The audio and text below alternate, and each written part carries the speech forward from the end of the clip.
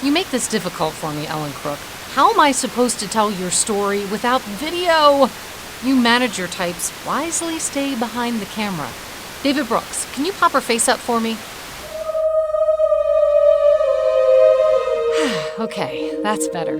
Hi there, Ellen. Now that I can see you, let's talk. You're leaving. Sure, you downplay it. I'm just moving upstairs. I'll see you all the time. It's like that boyfriend that asked if we could go on a break. I'm still waiting. It's okay to admit you're leaving, and you're moving on, and up, way up. Let me just say, we saw it coming. Most passionate, driven person I've ever had the opportunity to work with, truly. Her creativity, unmatched, and willing to take a risk. I mean, she took a risk on me, really. She brought amazing, great ideas that I think really changed the face of local news here in Atlanta. She can map out a whole flow chart. What are those things called in college that you do? You do the Venn diagrams, is that what they're called? You start with an idea and you branch and branch and branch and it gets bigger and bigger and bigger. Ellen probably does those in her sleep. She probably writes Venn diagrams and sketches out ideas. It amazes me to see how hard she works and how passionate and how dedicated she is to the news business. She's also the first news director that I've ever worked for who has memorized every line of Caddyshack. And that, I'm telling you, that's a bonus. I came across a quote that Ellen gave in one of the pieces, and it said, local news is broken.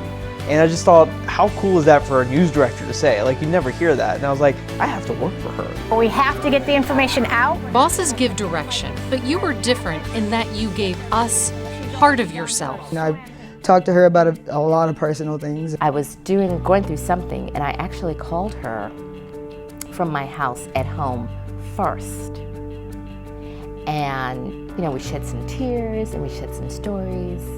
And you can't do that with every person in that level. Ellen's my Catholic school buddy.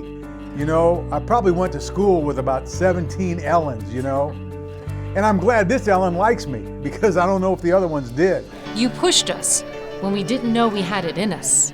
I get really uncomfortable because she keeps pushing me out of my boundaries, and I'm always sort of being challenged to be bigger and better and more innovative and do things I wouldn't think to do myself. So it's the best kind of uncomfortable with Ellen. I'm grateful for my entire professional life. She has turned me into Lazarus. And the best part, I'm not even a leper. I am just eternally grateful for you lighting a fire under me and getting me engaged again and passionate again about what we do here. I need to thank her very much for making me so uncomfortable so often. And I view this as a compliment. Ellen never views this as a compliment, but Ellen would make the greatest salesperson in the history of this world. To hear a news director tell us to take chances and to be courageous and to not be afraid to fail. Clearly, I'm not afraid to fail because I do it over and over again, but Ellen would pick me up and say, that's okay, keep going. Speaking of courageous, remember that time you pretended to be a sugar crack addict for me? Yeah, I really don't have a point. I just wanted to show this video again. Choose single sponsor half-hour shows by Thursday. We can do it. I'm sure. Okay, that's good. What's not good is that we may not have always listened to you, Chesley. But getting better. I don't know if she remembers this, but one of the things she told me, she's like, don't talk about Philadelphia. Don't talk about the Eagles. This is really a Buffalo kind of town, And maybe after 2 weeks, I was talking about Philadelphia. The whiff of bull is pretty strong here. Some of us have tested your patience, Doug.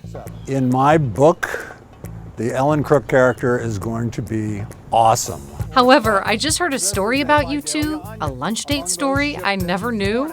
When lunch was over, Ellen picked up the check because she was offering me a job. And the waitress, who completely lacked sophistication, walked up and said, "Oh, she's picking up the check, huh? Well, that means she's going to expect something a little later from you," she says, looking at me, and I'm going.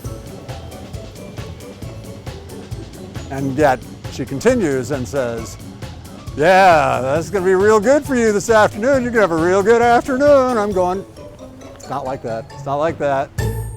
What a journey you've had. Here's what I know, that no matter how far you travel from Syracuse, you will always be Elaine and Don's little girl, the one with the wide smile and the big heart, who found the boy who would travel her life's path with her. You became a mommy, and you got to have all those wonderful firsts, Disney and beaches and birthdays, the sorts of big moments and not so big moments that make up a life. You've had the spotlight and more awards than a garage can hold. And while those things are amazing, a testament to your tremendous talent, you've always known those things don't love you back. It's this kind of love, the love that comes with renewed vows, that means everything. It's the kind of love that allowed you to help Aaron launch into the next stage of life, even though the price was a piece of your heart. You know that life is bittersweet, filled with victories and moments where you do not look cool. And that is why, before we emerge from the cave that is your life, sorry, I had to write to the video, there's one more thing. Jay's making me do this. Yes, I am. This is gonna be huge. This is huge. We gotta get on this. This is big. Who's doing it? Where are you guys at? Where's the rest going? Who's gonna cover it? So you get all that out of just one word. Huge. She does say that a lot, doesn't she? This is great. It's going to be huge. Do you know where that came from? Do you know the origin of this? I mean, really, she should be ashamed. John says you stole it from an upstate car dealer named Billy Facillo? Say it ain't so. That's huge, Tom. You gotta get here. This is huge. We can make this huge.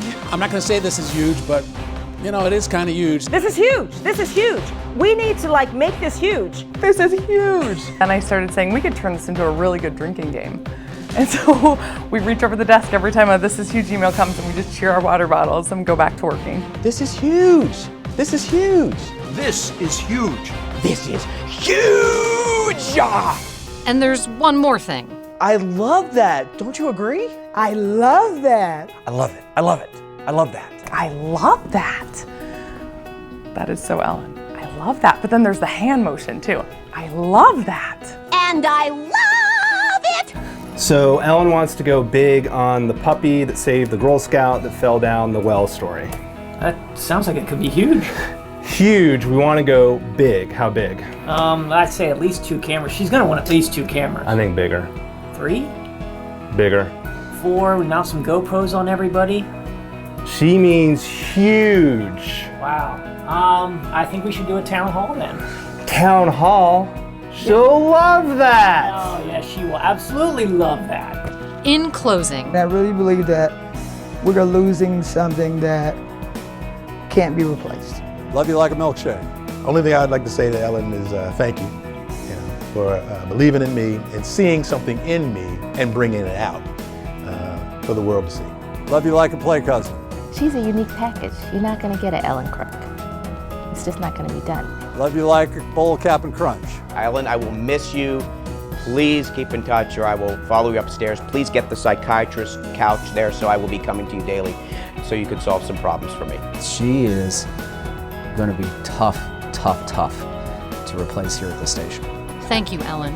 Now go make something huge that everyone will love. But really, wherever you go, you always have to remember that you just have to embrace the journey, wherever that path takes you. With grateful hearts, we say goodbye and thank you.